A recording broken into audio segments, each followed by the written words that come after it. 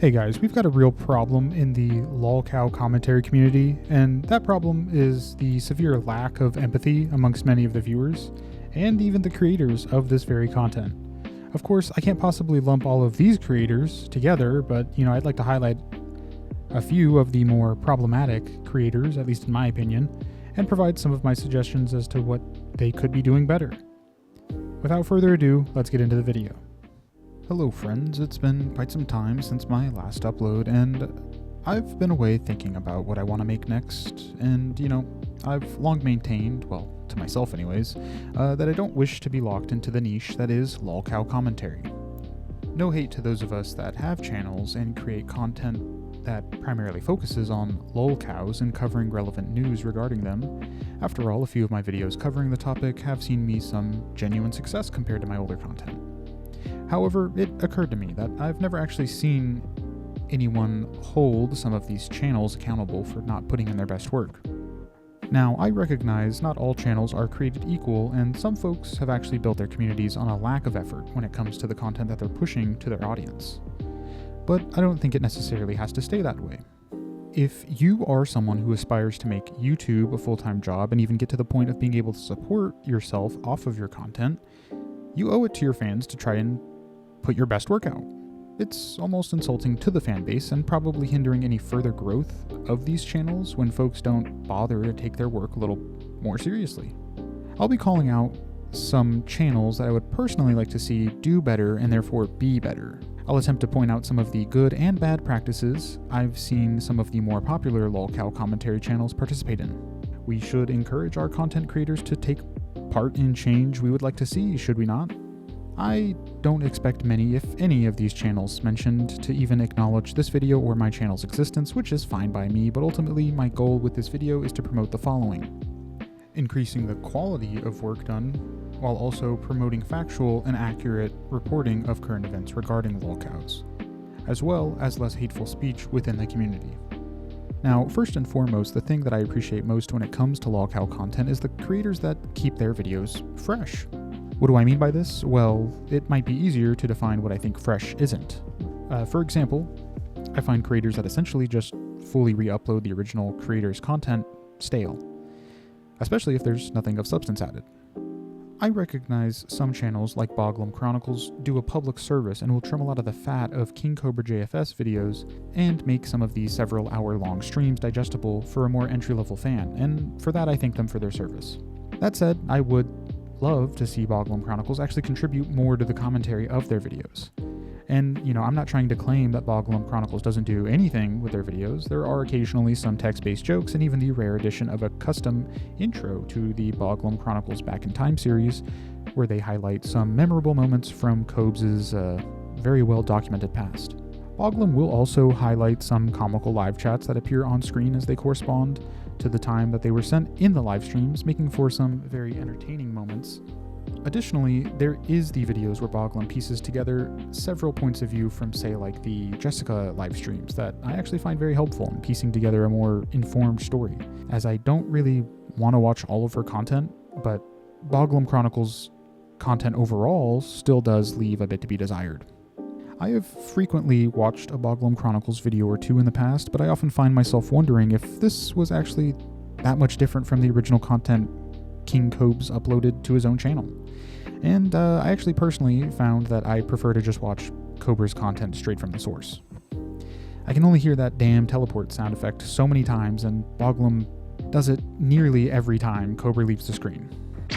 In my opinion, Boglim Chronicles in their current state serves no purpose other than a shorter form content library for Cobes, which may still serve a good purpose. After all, Cobes has been known to delete his video library on occasion. Additionally, if Boglim actually contributed more to their videos, maybe they could actually monetize their videos, which, to be clear, I don't know for certain that they aren't currently, but I know YouTube doesn't like when people try to monetize using content originally uploaded to the platform. An example of this in practice can be seen from the H3 podcast channel, where Ethan Klein allowed fans to create clip channels for the pod to allow people to potentially make money from the show without directly working for the podcast. Unfortunately, a contact Ethan has at YouTube did inform him that these channels will most likely never be monetized due to the majority of the content these channels uploading not being transformative enough. And the content is originally from YouTube, the platform. Now, maybe I'm incorrect in this assumption, and if you have more information regarding the eligibility of channels like Boglim Chronicles being monetized, I'd love to hear from you in the comments. Another example of content I'd like to see try a little harder is the creators that just pop on a Cobra video and just occasionally hit the pause button while they yap over the video in its totality. Being unfunny isn't a crime, but this style of content reminds me of the old days of YouTube when iDubbbz made that content cop on Jinx, who basically just ripped other people's content and just did the bare minimum of reacting and, with the little face cam in the corner. An example of this practice in action can be seen from the channel Willow Davis. And I'm sure they're not the only ones doing so, but they do seem to be the biggest channel doing so.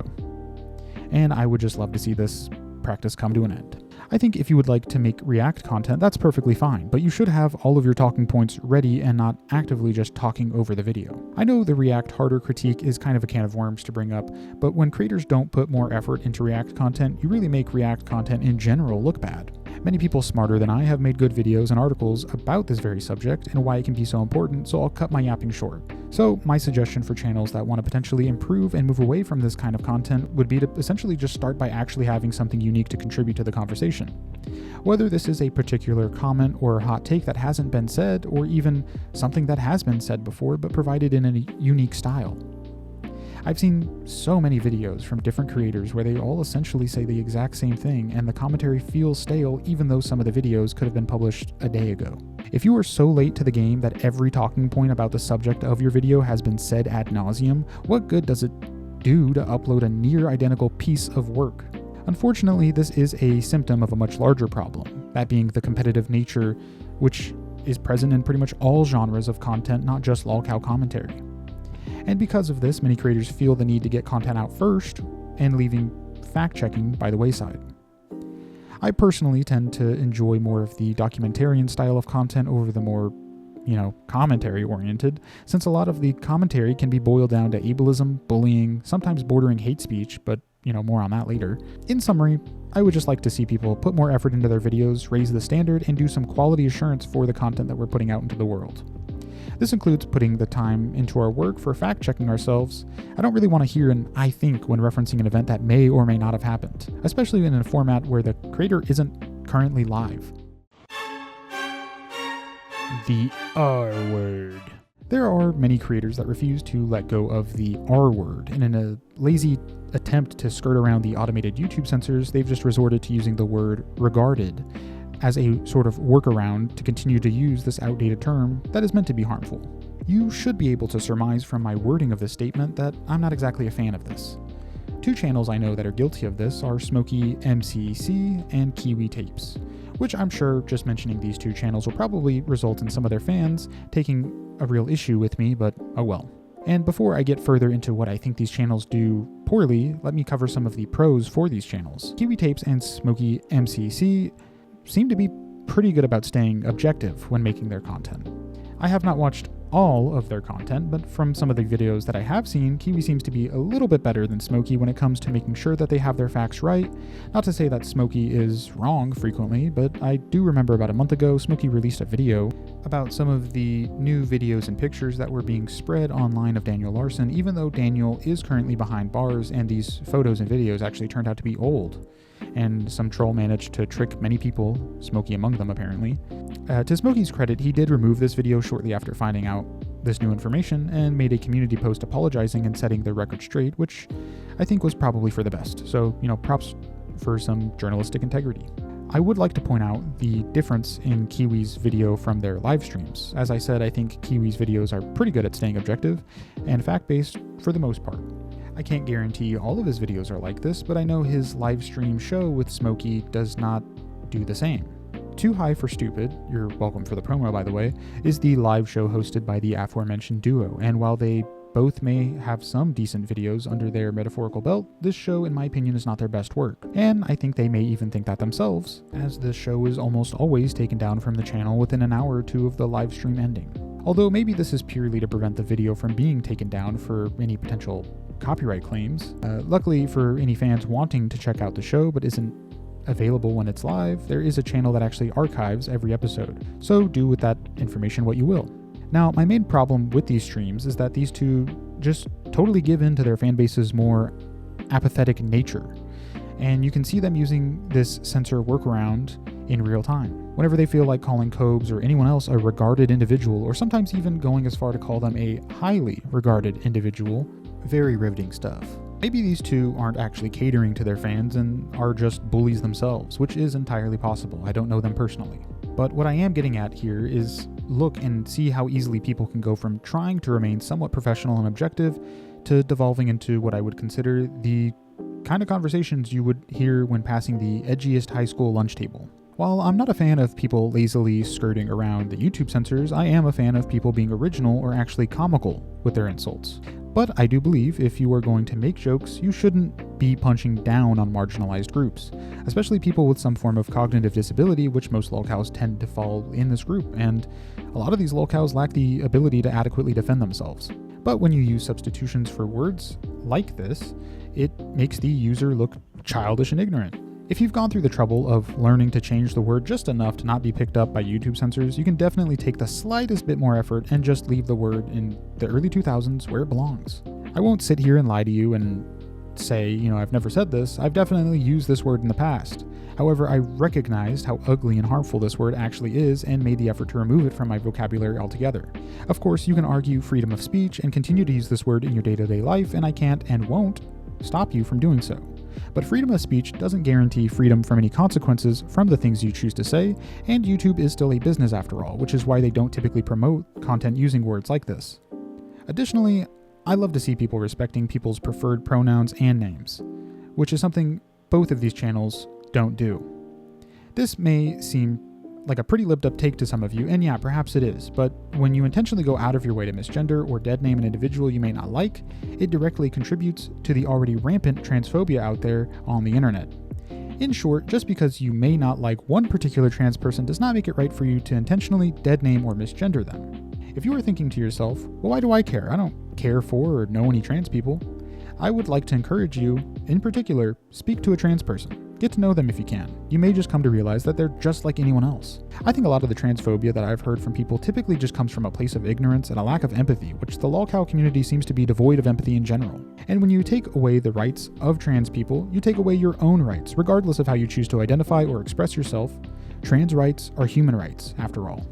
In my first lolcow related video, I had a few comments where people would say weird things about me using Christian's preferred pronouns. I understand there are a lot of people that may think Christian doesn't deserve to be considered trans or isn't actually trans and uses their transition as some sort of all-encompassing get-out-of-jail-free card for their odd behaviors. And maybe there's a conversation to be had about that in particular, but it's not in my comment section. After all, I do think CWC has done and said some concerning shit, and no one has forgotten about the case involving her mom. If you would like to have a conversation about that, there is a time and a place where that discussion could potentially happen in a constructive way without actively disrespecting trans people as a whole. In summary, I don't wish any of the mentioned channels in today's video any ill will, even though it may sound like it with how I've phrased some of my criticisms. After all, I had to watch a fair bit of each of their channels in order to even come to this conclusion in the first place. And I don't want to be, just some hate watcher that has nothing constructive to offer, since this is often an ineffective way to communicate criticisms.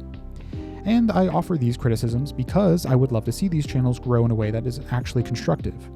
And I would also love to see the consumers of this content actually encouraging the positive behavior we want to see more of in our communities.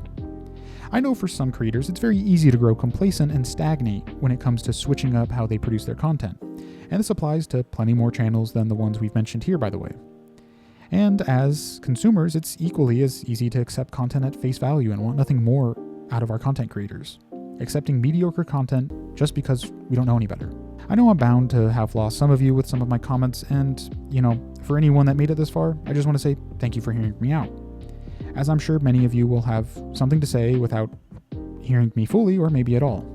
Maybe one day we can have more empathy, or at the very least, less apathy when it comes to lolcows, new or old. And as a commentator of this channel once said, the only ethical way to consume lolcow content is to essentially watch their content and not to interact. If you feel so inclined to either like or dislike this video, please feel free to do so, and maybe even consider subscribing, and maybe one day we can hit 100 subs, assuming I don't lose too many of you with this video. Thank you for your time, and see you in the next one.